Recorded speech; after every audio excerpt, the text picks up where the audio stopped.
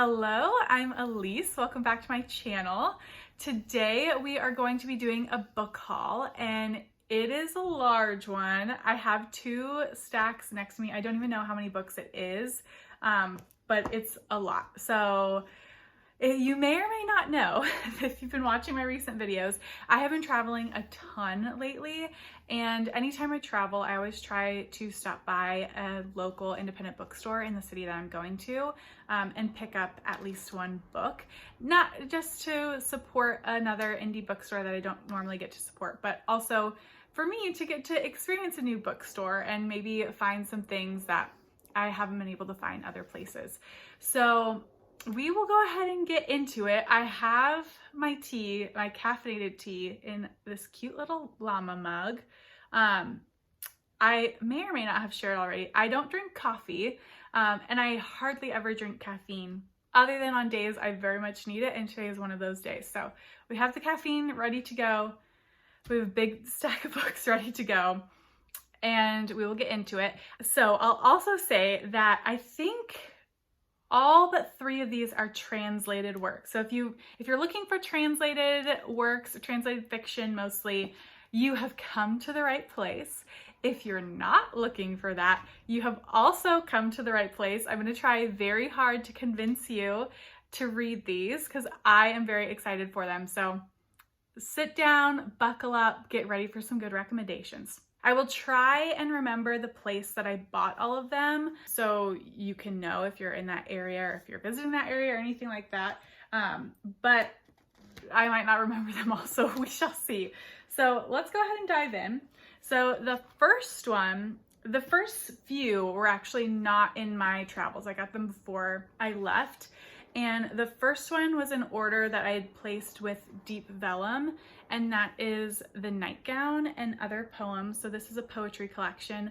I adore this cover, and this is by Taisia Kitaiskaia. And this is kind of like fairy tale retellings in poetry form. Like I said, it's from Deep Vellum. I put in a large order with Deep Vellum earlier in the year. If you watched my Women in Translation kind of upcoming releases that I'm excited about, many of those were Deep Vellum, and I pre-ordered all of those. So the rest haven't come in yet. They're all pre-orders, but this one was already out. So I'm very much excited for this and looking forward to some more poetry in my life. So that is the first one. The next one I got at one of my local indie bookstores, and that is Family Album. This is a short story collection by Gabriela, Aleman, and this is translated from the Spanish by Dick Cluster and Mary Ellen Fieweger.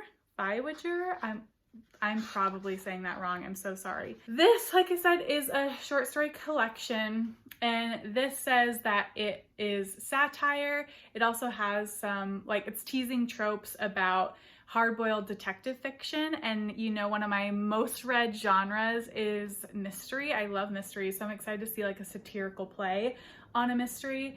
This author is from Ecuador, and I'm not sure if I've read anything by someone from Ecuador before. So I'm very excited to get to this. I love the cover. So again, stunning. And this is published by City Light Books. So that is Family Album. I also got the next volume in the Spy Family series. This is a manga that I've talked about many times before. This is the newest volume that's been translated into English, so I picked it up. This is by Tatsuya Endo. They do the story, the illustrations, and the story. This is published by Shonen Jump. So that is the next in this series. Next 2 are the only other 2 I think I got before I started traveling. And the first one is Tono the Infallible, and this is by Evelio Rosero, and this is translated by Victor Meadowcroft and Anne McLean, and this is translated from the Spanish.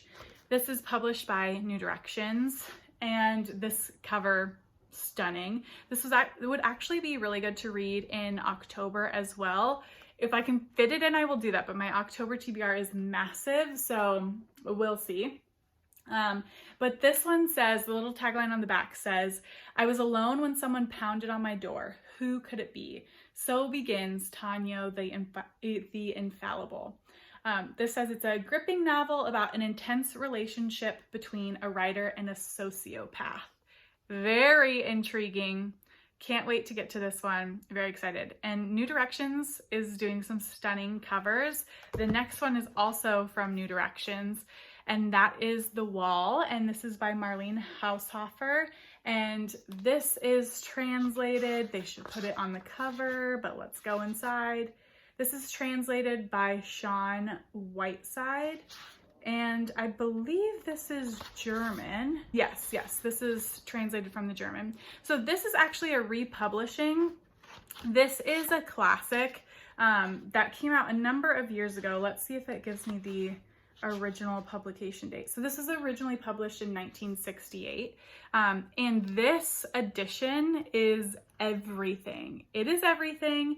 I love this edition. I've been thinking about reading this book for a while, but I don't like the other cover that was like commonly available. It also has a cow on it, but it just like, this is so sleek and like stunning and perfect. I love the white bar, and it makes so much sense with the premise because this is about a woman who wakes up one day to realize that there has all of a sudden been a wall erected that is isolating her from kind of the rest of the world. And the wall is invisible, so it's not like you can't see it, but it's like an invisible wall that won't let her pass through. And this happens while she's vacationing in the woods.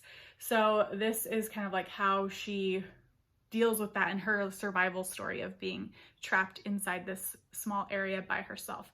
I'm very much intrigued to read this. I think I'm gonna get to this very soon. Yeah, I've heard great things. Obviously, it's getting republished for a reason. It's getting reprinted for a reason. So I'm sure lots of people love it. But yeah, that is The Wall. Okay, now we're into the travel books. So these are not gonna be in order, but of like when I got them traveling, but we'll see how it goes. Next one is Glory by Noviolet Bulawayo, and this has been shortlisted for the Booker Prize this year. The Booker Prize was just announced like yesterday or this morning in the US. So this did not win, but it was shortlisted. And this one I have been intrigued to get to for a while. This one I picked up at Brattle Books, which is in Boston. It's a very famous one. It has like the books lined in like a brick alleyway, if you know what I'm talking about. So this one is poised as an Animal Farm retelling. So this is all from the perspective of animals. So this is supposed to be a commentary on the coup in 2017 on Robert Mugabe in Zimbabwe. It's using kind of the Animal Farm element of like animals talking about history and like what's happening afterwards and stuff like that to kind of position this moment in time and have some unique commentary on it. So I'm very excited to get to this. It is kind of long, and I've heard that the book expects you to do the work while you're reading it, and I'm okay with that. And I also like need to be prepared when I get into it. So, and this cover is also gorgeous. So that is Glory. So the next three are all from my favorite bookstore that I visited on these most recent travels, and that is Riff, and this is located in Providence, Rhode Island. And I just adored this bookstore. It's very small, but it had all of the books that I like to read, hence why I bought 3 there. So it had 3 books that I haven't been able to find anywhere else in any other physical bookstore. The first one is Oldladyvoice, and this is by Elisa Victoria, and it's translated by Charlotte Whittle, and this is translated from the Spanish. And this is published by And Other Stories. So this one has been on my radar for a while, and it says, while her mother is in the hospital with a grave but unnamed illness, Marina spends the summer with her grandmother, waiting to hear whether she'll go home or be bundled off newly orphaned to a convent school. There's no easy ways to fend off visions of sex, violence, torment, and titillation. Presenting a unique and vivid take on a coming-of-age story, Oldladyvoice reimagines childhood through the eyes of its one-of-a-kind, hilarious, and endearing narrator, a 9-year-old who can swear like a sailor but thinks like a novelist. sounds so good. I'm so excited to finally be getting to this. And yeah, this is by And Other Stories. Another one I picked up there is Mothers Don't, stunning cover as well. And this is by Katia Aguirre, translated by Katie Whitmore. And this is translated from the Spanish as well. And this one is by Open Letter. So, Kedavon, if you can tell what's happening, if you're watching this, if you can tell what's happening with these two, you know something others don't know. But this one sounds very intriguing as well. So this one follows a mother who's accused of killing her twin babies. And it's kind of her telling of the story. So I'm very interested about this. I think this also has a lot to do with like writing. I think the mother might be a writer, talking about like women in the creative arts fields and what it means to be a writer and things like that. So very excited for this. It's also very slim, but can't wait. The last one that I picked up from Riff Raff was this little gem, and it's Not One Day, and this is by Anna Garetta, translated from the French by Emma Ramadan. And then there's also In Afterward by Sarah Gerard. And this is also by Deep Vellum. So this one, I believe, is like experimental in the prose style. It might be almost like bordering poetry and like narrative. So we shall see. So this one says it's a delicate connection between memory, fantasy, love, and desire, which like that already has me interested. And I think this follows an author who writes like an acclaimed love story, a genderless love story called Sphinx. And then they vow to write every day about a woman from her past. So this is like her doing that. So you're following her as you're doing that, I believe.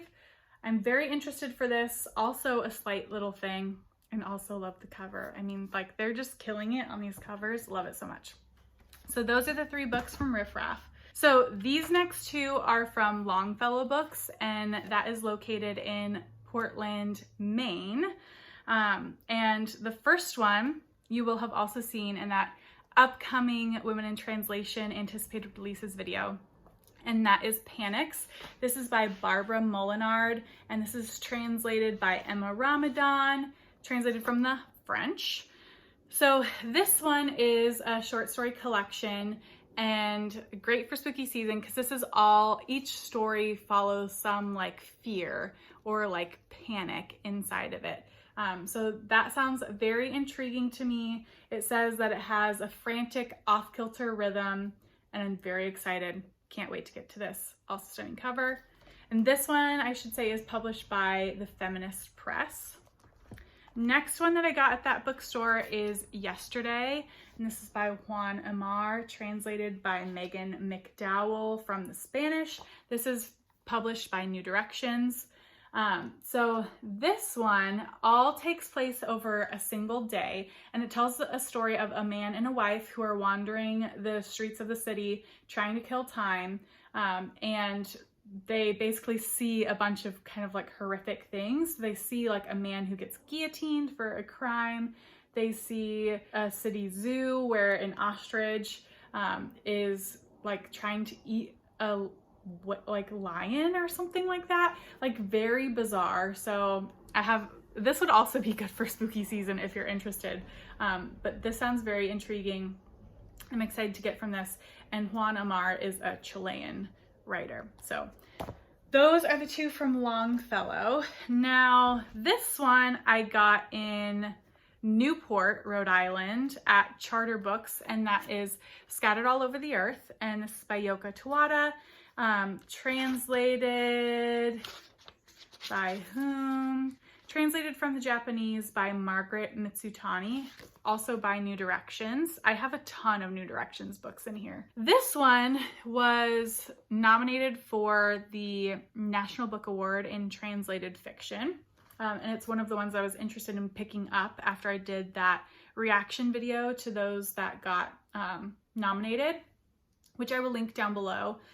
So this one says that this is a dystopian novel and it's kind of like a cli-fi novel. So there's been a climate disaster, and that exacerbates the refugee crisis. This follows Haruko, who has a job as a teacher who's teaching children in Denmark basically their native language, which is Panska, which is like Pan-Scandinavian, so it's a made-up language. And basically they start going on a quest to find anyone else that still speaks this language.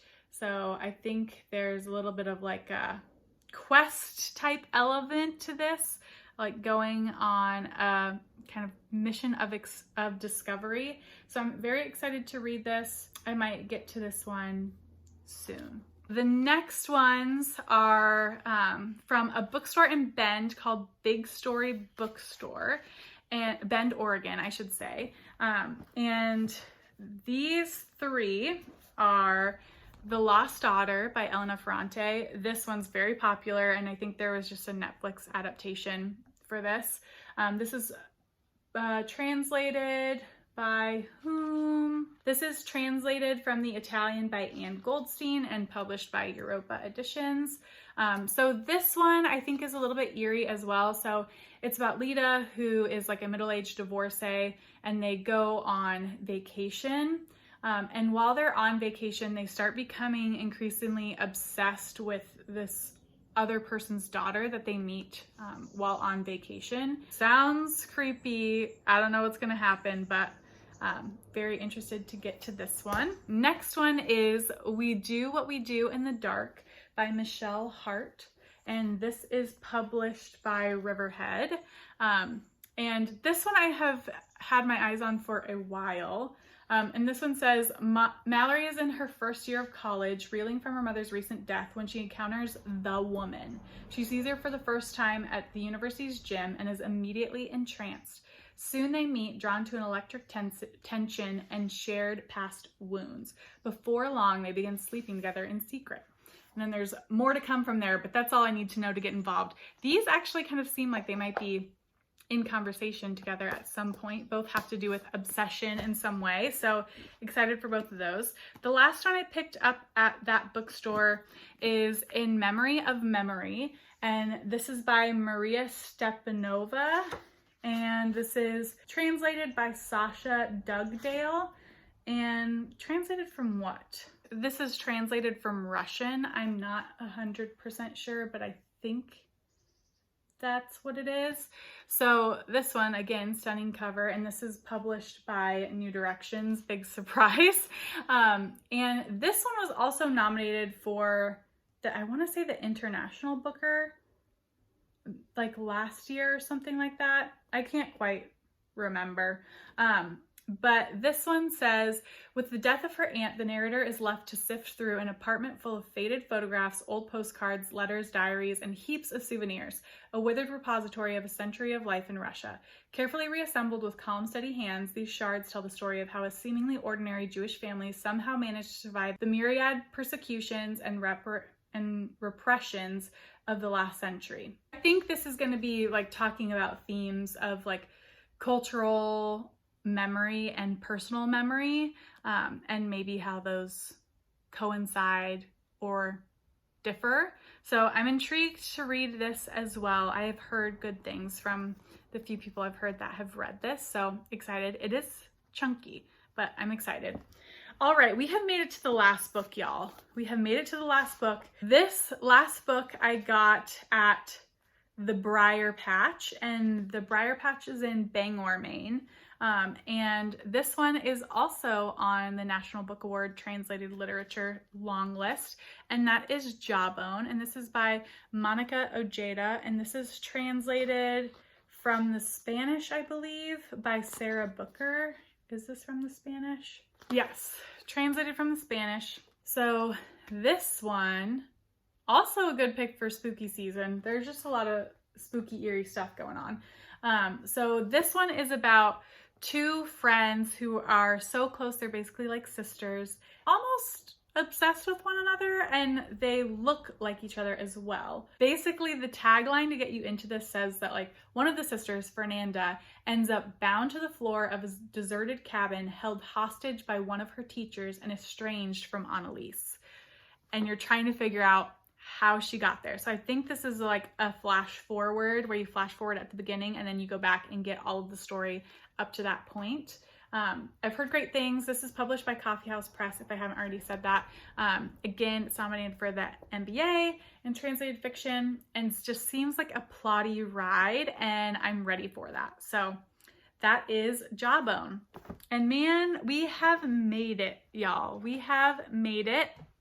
There are so many books here. There were 16 books that we just made it through. It's a lot of books. Thank you for staying with me thus far. I will put all of the books down below if you're interested. If I'm able to find all of them, I will try and link all of the bookstores down below that I visited as well and put the city that I found them in. And yeah, so here are all the books that we just talked about today. We made it, y'all. Oh my God, it's like too big. I can't get it in the frame. There we go. So thanks for staying with me as we talked about all these books. I hope you want to pick some of these up. If you've read any of them, please let me know what you thought of them down below. I'm curious to know what you might think. And also, if you have a great bookstore in your area, a great independent bookstore, put that down below as well. I want to know in case I come and visit. So with that, I will see you all in the next one. Bye.